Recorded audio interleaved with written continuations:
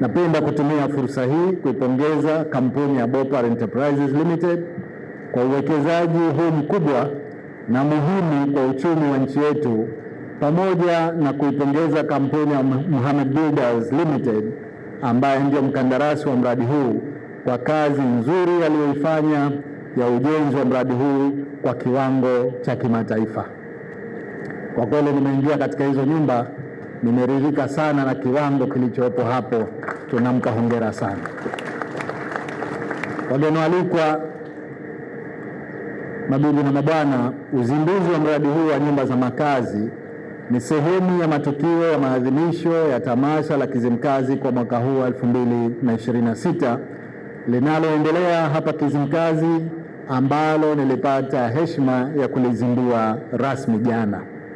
Moja ya madhumuni ya msingi ya tamasha hili ni kutangaza fursa mbalimbali za uwekezaji zilizopo hapa Kizimkazi na mkoa wa Kusini Unguja kwa ujumla, ikiwemo katika sekta ndogo ya nyumba za makazi, nyumba za biashara na hoteli. Napenda kutumia fursa hii kuupongeza uongozi wa mkoa wa Kusini Unguja na wilaya zake kwa kuendelea kutumia vyema tamasha la Kizimkazi katika kutangaza fursa za uwekezaji zinazopatikana katika eneo lao. Naipongeza pia kampuni ya Bopar Enterprises Limited kwa kuchangamkia fursa na kufanya uamuzi wa kuwekeza katika sekta ya nyumba za makazi hapa Kizimkazi. Hongera sana. Ndugu wananchi, wageni waalikwa, mabibi na mabwana, kwa upande wa serikali tutaendelea kuweka mazingira rafiki kwa sekta binafsi ili iweze kushiriki kikamilifu katika ujenzi wa uchumi na maendeleo ya nchi yetu.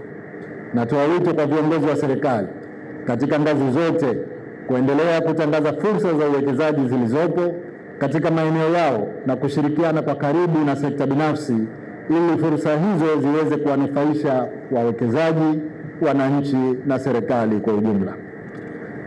Nimevutiwa sana na mradi huu na tumearifiwa kuwa mradi huu Amani Residency hapa Kizimkazi umepangwa na kujengwa kisasa kabisa, ukizingatia ipasavyo mahitaji yote muhimu kwa kuwa na makazi ya kukodi, maeneo ya huduma za kijamii, maeneo ya mapumziko, burudani, michezo, mazoezi na miundombinu rafiki kwa watu wenye ulemavu.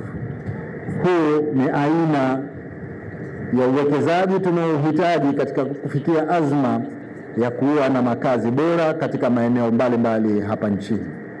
Hakika hatua hii ya uwekezaji ni ushahidi tosha wa imani kubwa walionayo wawekezaji wa ndani na nje kutokana na kuwepo kwa sera nzuri za serikali katika kuvutia mitaji binafsi nchini.